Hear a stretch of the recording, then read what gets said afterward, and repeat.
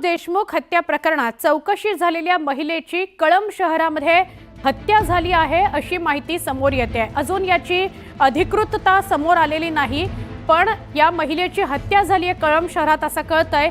संतोष देशमुखांवर अनैतिक आरोप करण्याकरता तयार असलेली कळंब शहरातील द्वारका नगरमध्ये राहत असलेली महिला, ज्याचा उल्लेख धनंजय देशमुखांनी सुद्धा केलेला होता की या महिलेची हत्या झाल्याचं कळतंय, अशी पोस्ट अंजली दमानिया यांनी केलेली आहे।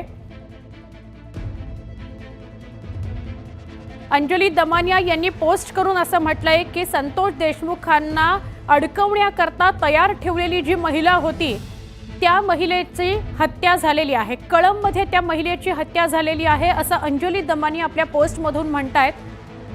यामध्ये मनीषा अकुस्कर अडस, मनीषा बिडवे कळंब, मनीषा मनोज बियाणी कळंब, मनीषा राम उपाडे अंबेजोगाई, मनीषा संजय गोंदवले रत्नागिरी या 5 वेगवेगळ्या नावानं ती फिरत होती अशी सुद्धा माहिती समोर येते। 7 ते 8 दिवसांपूर्वी ही हत्या झाल्याची धक्कादायक घटना घडली आहे असं आपल्या पोस्टमध्ये अंजली दमानिया यांनी म्हटलंय। त्या महिलेचा जर खून झाला तर ती गंभीर बाब आहे। मग आता हे पुढचे पुरावे संपवायला सुरुवात झाली का? आता याच्यामध्ये आम्हाला संतोष देशमुखच्या खुनाच्या बाबतीमध्ये फार दिव्य आहे, मी ते कबूल करतो की ही केस आम्हाला शेवटपर्यंत लढवायची आहे, शेवटपर्यंत तडीच न्यायची आहे। आणि ह्या सगळ्या लोकांना आनंद आम्हाला त्या दिवशी वाटणार आहे की हे सगळे आरोपी फाशीला गेले पाहिजे। फाशीला जाईपर्यंत आम्ही काही स्वस्थ बसणार नाही। ते प्रतिनिधी सुरेश जाधव यांच्याशी बोलूया। सुरेश, या महिलेसंदर्भातला उल्लेख सुरेश धस यांनीही केलेला होता, धनंजय देशमुखांनीही केलेला होता आणि आता सामाजिक कार्यकर्त्या अंजली दमानिया म्हणतात की तिची हत्या झालेली आहे, काय सांगा?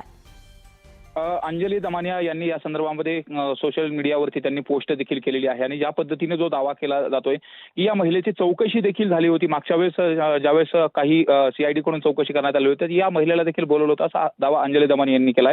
त्यामुळे जर अशा पद्धतीने जर खून झालेला असेल तर हे अत्यंत धक्कादायक आहे। या संदर्भात सुरेश धस यांची देखील प्रतिक्रिया होती की आता पुढचे जे काही पुरावे आहेत ते नष्ट करण्याच्या दृष्टिकोनातून हे सुरू आहे का, या संदर्भात देखील त्यांनी संशय व्यक्त केला आहे। तर धनंजय देशमुख यांनी देखील संशय व्यक्त केला होता की एक जो पुरावा आहे तो देखील आता नष्ट करण्याच्या दृष्टिकोनातून हे काम करतायत का। मात्र जो खून झालेला आहे तो कळंबमध्ये खून झालेला आहे आणि त्या प्रकरणामध्ये आता कायदेशीर प्रक्रिया तिथं गुन्हा देखील दाखल झालेला आहे। मात्र ती महिला कोण आहे, जी 3-4 नावांना देखील तिची ओळख होती, ती विशेषतः मूळतः अंबेजोगाईमधली राहणारी आहे। त्यामुळे या संपूर्ण प्रकरणाचा संतोष देशमुख या हत्या प्रकरणाशी काय संबंध होता, जसं की आरोपीच्या जो दोषारोपपत्र समोर आलं होतं त्यामध्ये संतोष देशमुख यांची डेड बॉडी ही कळंबकडे घेऊन जायची होती असं देखील जो सांगितलं नाट्यमयरित्या जे सांगितलं गेलं होतं, त्या प्रकरणात या महिलेचा काय सहभाग आहे का हे देखील तपासणं बाकी होतं। मात्र अशा पद्धतीने जर खून झाला असेल तर हे धक्कादायक आहे आणि या संदर्भाच्या तपासही यंत्रणा आहेत, आता तपास देखील करतायत। त्या संदर्भात मागणी देखील केली, जशी अंजली दमानिया यांनी मागणी केली तशी सुरेश धस यांनी देखील मागणी केली आणि धनंजय देशमुख यांनी देखील मागणी केली की या संपूर्ण महिलेच्या प्रकरणामध्ये, हत्येच्या प्रकरणामध्ये कोण कोण जे होते त्यांची देखील चौकशी केली जावी। खरंच हे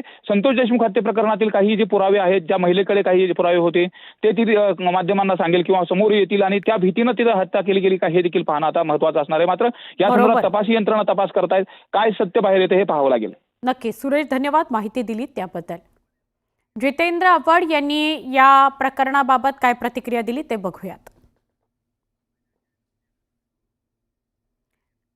त्याआधी सामाजिक कार्यकर्त्या अंजली दमानिया आपल्याबरोबर दूरध्वनीवरून जोडल्या गेलेल्या आहेत। अंजलीताई, तुम्ही ही धक्कादायक जी पोस्ट केली आहे, तुम्हाला या महिलेविषयी, तिच्या हत्येविषयी कशी माहिती मिळाली आणि पोलिसांशी आपलं काही बोलणं झालं का याविषयी, कळंब पोलिसांशी? नक्कीच। आता 2 दिवसापूर्वी मला बीडच्याच एका अतिशय चांगल्या अशा पत्रकाराकडनं ही माहिती मिळाली होती की ही जी महिला होती जिला तिचा वापर करण्यात येत होता। आता त्यांनी मला सांगायला सुरुवात केली, ती सगळी माहिती मी तुम्हाला सांगते की ही जी महिला होती हिला कराडनी तयार ठेवलं होतं की संतोष देशमुखांची आधी मारहाण करा, मग या महिलेकडे जाऊन तिच्यावर, म्हणजे तिच्या निमित्ताने अनेक आरोप संतोष देशमुखांवर करण्यात येणार होते आणि मग त्यांना अडकवण्याचा प्रयत्न होणार होता। पण त्याच्या आधी संतोष देशमुखांचे प्राण गेले, त्यामुळे त्यांना फेकून हे लोक निघून गेले। तर हा पूर्ण कट होता खरं त्यांना अडकवण्याचा। पण आपण जसं म्हणतो की परमेश्वर कुठेतरी आहे आणि त्यामुळे आता हे जे होताना दिसतंय आपल्याला, तर ही जी महिला होती ती 5 वेगवेगळ्या नावांनी तिथे काम करायची. म्हणजे ती आडस, कळंब, अंबेजोगाई, रत्नागिरी अशा अनेक ठिकाणी ती काम करायची. मनीषा, आकसपूर, बिडवे, बियाणी, उपाडे आणि गोंदवले या वेगवेगळ्या आडनावांनी, बरोबर. म्हणजे पहिलं नाव तेच पण आडनाव वेगळं, हा. आणि अशा अनेक पुरुषांना ती अशी अडकवायची, त्यांचे व्हिडिओ बनवायची आणि मग पैसे काढायचे, धंदे करायचे किंवा त्यांना आरोपात गुंतवून जेल करायचं.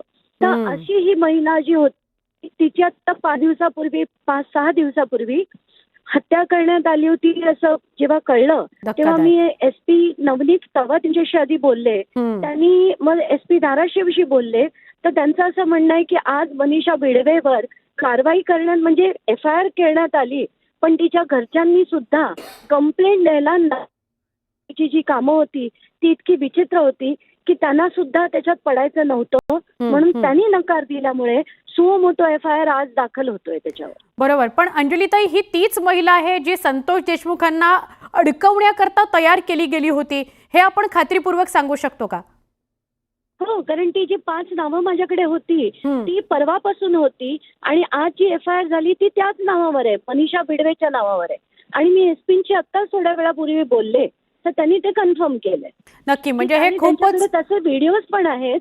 तिने काही पुरुषांवर तसे केलेले 2 पुरुषांवर सायमल्टेनियस तिने पुन्हा तसे आरोप केले होते. त्याच्यापैकीच एकाने तिची हत्या केली आता, अशी ही माहिती आता मिळते आपल्याला. बरोबर. म्हणजे तिचं खरं नाव आकसकर आहे आणि ती वेगवेगळ्या आडनावांनी फिरत राहिली.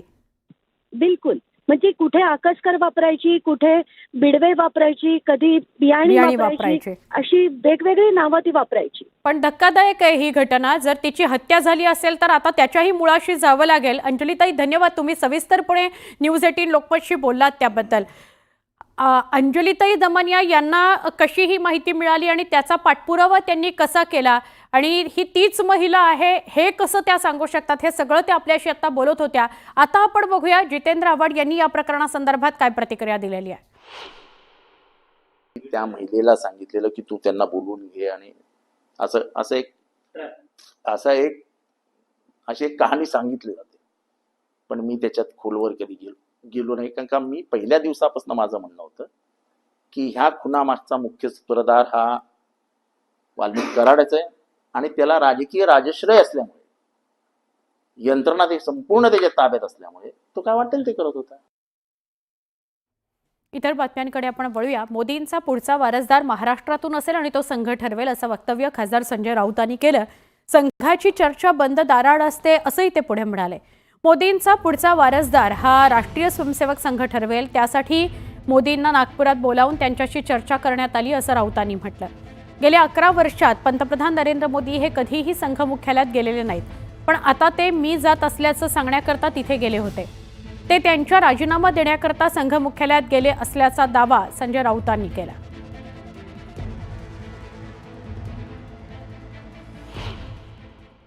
मोदींचे वारसदार कोण असतील ते राष्ट्रीय स्वयंसेवक संघ ठरवलं असं दिसतं या क्षणी.